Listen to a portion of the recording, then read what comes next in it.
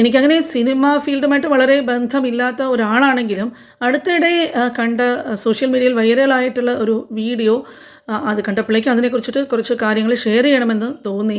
അപ്പോൾ എല്ലാവർക്കും അറിയാമായിരിക്കാം, സ്വാസ്തികയുടെ ആ വീഡിയോ വന്നിട്ട് വളരെയധികം വൈറലായ ഒന്നാണ്. എങ്ങനെയുള്ള പാർട്ട്ണറിനെ കിട്ടണം, തൻ്റെ ഭർത്താവ് എങ്ങനെയായിരിക്കണം എന്നൊരു താല്പര്യത്തിനെ കുറിച്ചിട്ടൊരു ഇൻ്റർവ്യൂ സ്വാസ്തിക ഷെയർ ചെയ്തിരുന്നു. അന്നേ ആളുകൾ പുള്ളിക്കാരിയെ എയറിൽ കയറ്റിയിരുന്നു.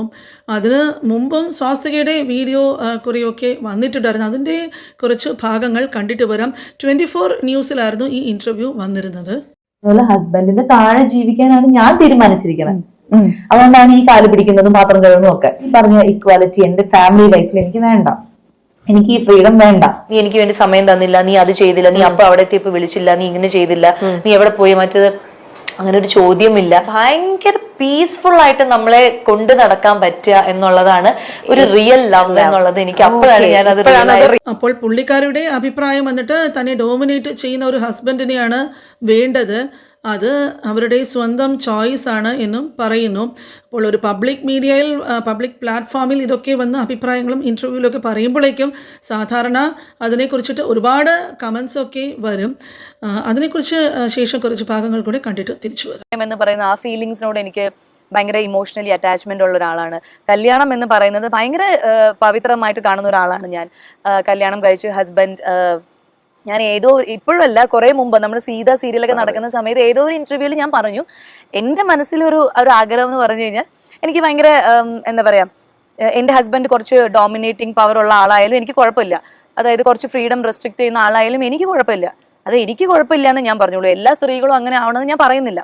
ഞാൻ പറഞ്ഞു എനിക്കിഷ്ടമാണ്, ഞാൻ തന്നെ കുക്ക് ചെയ്ത് കൊടുക്കുന്നത് എനിക്കിഷ്ടമാണ്. അതേ ഇപ്പോൾ എൻ്റെ ഹസ്ബൻഡ് വരുന്നവരെ വെയിറ്റ് ചെയ്ത് ഭക്ഷണം കഴിക്കാതെ ഇരിക്കുന്നത് എനിക്കിഷ്ടമാണ്. ചിലപ്പോൾ ഇങ്ങനെ ആലോചിക്കും, രാവിലെ എണീറ്റ് അദ്ദേഹത്തിന്റെ കാലൊക്കെ തൊട്ട് തൊഴുവണം എന്നുള്ളത്, അതെല്ലാം എൻ്റെ ഇഷ്ടമാണ്. അത് നിങ്ങൾ ചെയ്യണമെന്നോ അല്ലെങ്കിൽ ആ സ്ത്രീകളെ അടിച്ചമർത്തുന്നു ആ ടോപ്പിക്കിനോടൊന്നും എനിക്ക് അതിനെക്കുറിച്ചൊന്നും പറയാനില്ല. ഞാൻ പറഞ്ഞു അങ്ങനത്തെ ഒരു ലൈഫ് സ്റ്റൈൽ എനിക്ക് ഇഷ്ടം.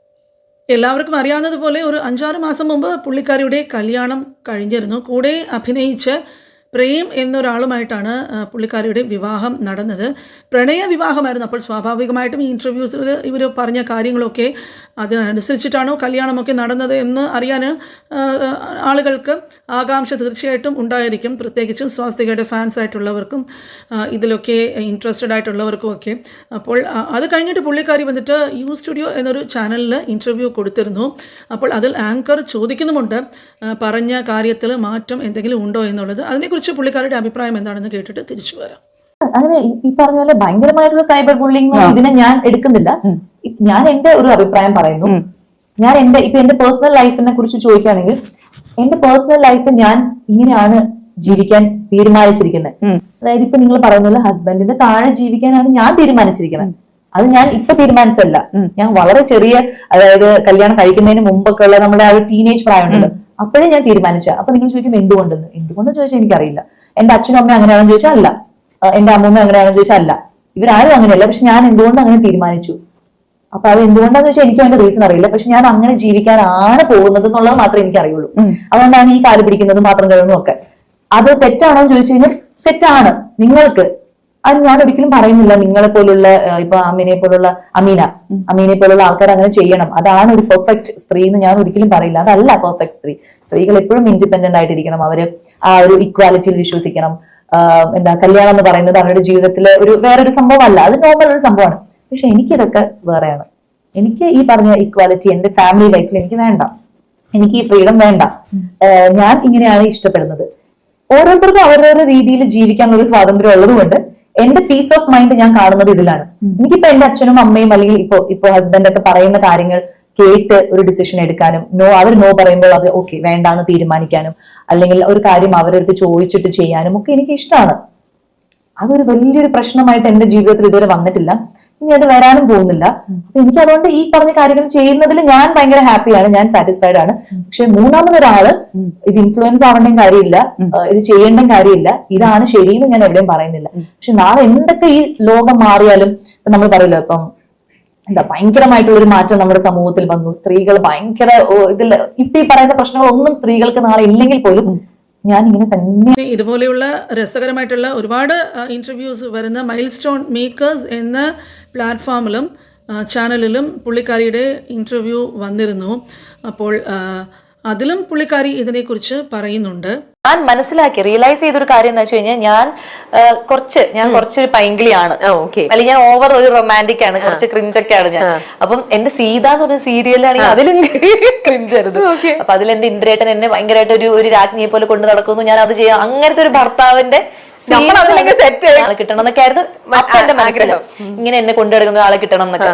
പക്ഷെ റിയാലിറ്റിയിൽ വന്നപ്പോ ഞാൻ ഈ ആളുമായിട്ട് അട്രാക്ട് ആയി. അപ്പൊ ഞാൻ വിചാരിച്ചു അപ്പം ഇതും ഒരു നല്ലൊരു ക്വാളിറ്റി ആണ്. പിന്നെ എനിക്ക് മനസ്സിലായി അതും അങ്ങനെ, അല്ലെങ്കിൽ നമ്മൾ എപ്പോഴും കൊഞ്ചിക്കുക, അല്ലെങ്കിൽ എപ്പോഴും നമ്മൾ ഇതാക്കുക, അല്ലെങ്കിൽ ഉമ്മ ലവ് യു, അതൊന്നും അല്ല. റിയൽ ആയിട്ടുള്ള ഒരു റിലേഷൻഷിപ്പ് അല്ലെങ്കിൽ ഒരു ശരിക്കുള്ള സ്നേഹം എന്ന് പറഞ്ഞാൽ നമ്മളെ ഭയങ്കരമായിട്ട് പീസ്ഫുൾ ആക്കി വെക്കാൻ അവർക്ക് പറ്റണം എന്നുള്ളതാണ്. അപ്പൊ ഞാൻ ഇദ്ദേഹത്തിന്റെ കൂടെ അല്ലെങ്കിൽ ഞങ്ങളുടെ ആ ഒരു റിലേഷൻഷിപ്പ് തുടങ്ങിയതിന് ശേഷം എനിക്ക് അങ്ങനെ ഞാൻ ഭയങ്കര സങ്കടപ്പെട്ട് കരഞ്ഞ് ബഹളം വെച്ച് അല്ലെങ്കിൽ ഞാൻ മെന്റലി ഭയങ്കര ഡൗൺ ആവുക അങ്ങനത്തെ ഒരു സംഭവമേ ഉണ്ടായിട്ടില്ല. ഞാൻ ഭയങ്കര ഹാപ്പി ആയിരുന്നു. ഒരു ടെൻഷനും വരും, പല ടെൻഷനുകൾ വന്നാലും അതൊക്കെ അങ്ങ് പെട്ടെന്ന് തന്നെ എനിക്ക് മറക്കാൻ പറ്റുന്നുണ്ട്. ഞാൻ ഭയങ്കരമായിട്ട് വർക്ക് ചെയ്യാൻ തുടങ്ങി.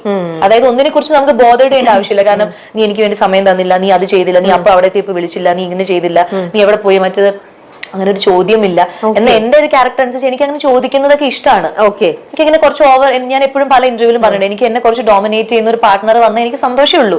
ഞാൻ അതൊക്കെ ഇഷ്ടമുള്ള ഒരാളാണ്. എവിടെ പോയി എന്ത് ചെയ്തു എന്നൊക്കെ ചോദ്യങ്ങൾ ചോദിക്കുന്നതും അതിന് എനിക്ക് ഉത്തരം പറയാനും അതൊക്കെ എനിക്ക് ഒരു കുഴപ്പമില്ല. പക്ഷെ കിട്ടിയ ആളങ്ങനെ ഒന്നുമേ ചോദിക്കുന്നില്ല, എവിടെയാണ് ഏതാണെന്നൊക്കെ ഉള്ളത്. അതായത് നമുക്ക് അപ്പൊ ഭയങ്കര പീസ്ഫുൾ ആയിട്ട് നമ്മളെ കൊണ്ടു നടക്കാൻ പറ്റുക എന്നുള്ളതാണ് ഒരു റിയൽ ലവ് എന്നുള്ളത്. എനിക്ക് അപ്പോഴാണ് ഞാനത് അവരുടെ ലൈഫ്, അവരുടെ ചോയ്സ്, തീർച്ചയായിട്ടും അത് അങ്ങനെ തന്നെയാണെങ്കിലും ഇവരൊക്കെ വന്ന് വളരെയധികം പബ്ലിക് വളരെ ഫേമസ് ആയിട്ടുള്ള പേഴ്സണാലിറ്റീസ് ഒക്കെ ആകുമ്പോഴേക്കും സാധാരണ അവരുടെ കാര്യങ്ങളൊക്കെ അറിയാനായിട്ട് പലർക്കും താല്പര്യം ഒരുപാട് ഉണ്ടാകും. കല്യാണത്തിന് മുമ്പ് പറഞ്ഞ അതേ കാര്യങ്ങളിൽ സ്വാസ്തിക ഉറച്ചു നിൽക്കുന്നു, അത് അവരുടെ ഇഷ്ടം. പക്ഷേ ജീവിതത്തിൽ ഇതല്ലാതെ പൊള്ളുന്ന അനുഭവങ്ങൾ വന്നിട്ടുള്ളവർക്ക് പല വേദനകളും തീർച്ചയായിട്ടും സഹിക്കേണ്ടി വന്നിരിക്കും. അവർക്ക് അവരുടെ മനസ്സിന് അനുസൃതമായിട്ടും അവർക്ക് തോന്നിയ രീതിയിലുള്ള അവരുടെ ചോയ്സ് അനുസരിച്ചിട്ടുള്ളതോ ഇല്ല അവരുടെ ഇഷ്ടങ്ങൾ അനുസരിച്ചിട്ടുള്ളതോ ആയിട്ടുള്ള ഒരു പാർട്ട്നേഴ്സ് ആയിരിക്കില്ല പലർക്കും കിട്ടിയിട്ടുള്ളത്. അപ്പോൾ അതിൻ്റെ ആ ബന്ധങ്ങളിൽ നിന്നും പല പ്രശ്നങ്ങളുള്ള ധാരാളം പേരുടെ വീഡിയോസൊക്കെ അടുത്ത കാലത്ത് നമ്മൾ ഷെയർ ചെയ്യുന്നുണ്ട്. പക്ഷേ സ്വാസ്തികയ്ക്ക് അങ്ങനെ വേണ്ടി വന്നില്ല. കല്യാണം കഴിഞ്ഞ് നല്ല കരിയർ ഗ്രോത്ത് ആയിരുന്നു പുള്ളിക്കാരിക്ക്. റബ്ബർ പന്ത് എന്ന സിനിമയിൽ പുള്ളിക്കാരി മെയിൻ റോള് തന്നെ അഭിനയിച്ചു. തമിഴ്നാട്ടിൽ അത് വളരെയധികം ഹിറ്റായിട്ടുള്ളൊരു സിനിമയായിരുന്നു. ഇതൊക്കെ പ്രേം കാരണമാണ് ഈ സിനിമയിൽ സ്വസ്തികയ്ക്ക് അഭിനയിക്കാൻ പറ്റിയത് എന്ന് ധാരാളം പേര് അഭിപ്രായപ്പെടുന്നുണ്ട്. കാരണം പുള്ളിക്കാരൻ അത് തടസ്സപ്പെടുത്താത്തത് കൊണ്ടാണ് സ്വസ്തികയ്ക്ക് ഇതിൽ അഭിനയിക്കാൻ പറ്റിയതെന്നും. പിന്നെ സാധാരണ എല്ലാവരുടെയും അഭിപ്രായം എന്താണെന്ന് പറഞ്ഞാൽ കല്യാണം കഴിഞ്ഞാൽ അറ്റ്ലീസ്റ്റ് ഒരു ഫ്രണ്ട്ലി റിലേഷൻ വേണം, അതെങ്കിലും ഒന്ന് ഉണ്ടായാൽ നന്നായിരുന്നു. ബന്ധങ്ങളിൽ എന്തെങ്കിലും ഉണ്ടെങ്കിൽ അത് തുറന്നു പറയാൻ പറ്റുന്ന ഒരു പാർട്ട്ണറെ കിട്ടണം.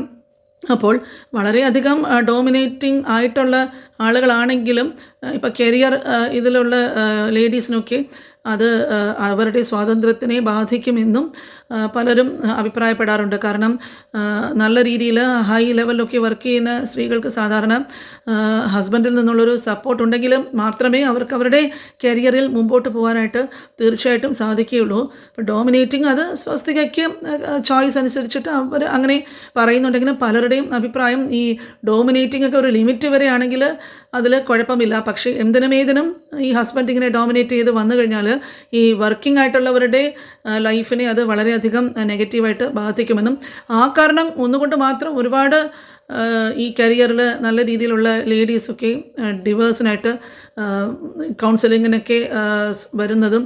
അപ്പോൾ അതിൽ രണ്ടുപേരുമായിട്ടുമൊക്കെ സംസാരിക്കുമ്പോഴേക്കും ഇതൊരു പ്രധാന പ്രശ്നമായിട്ടാണ് കണ്ടുവരുന്നത്.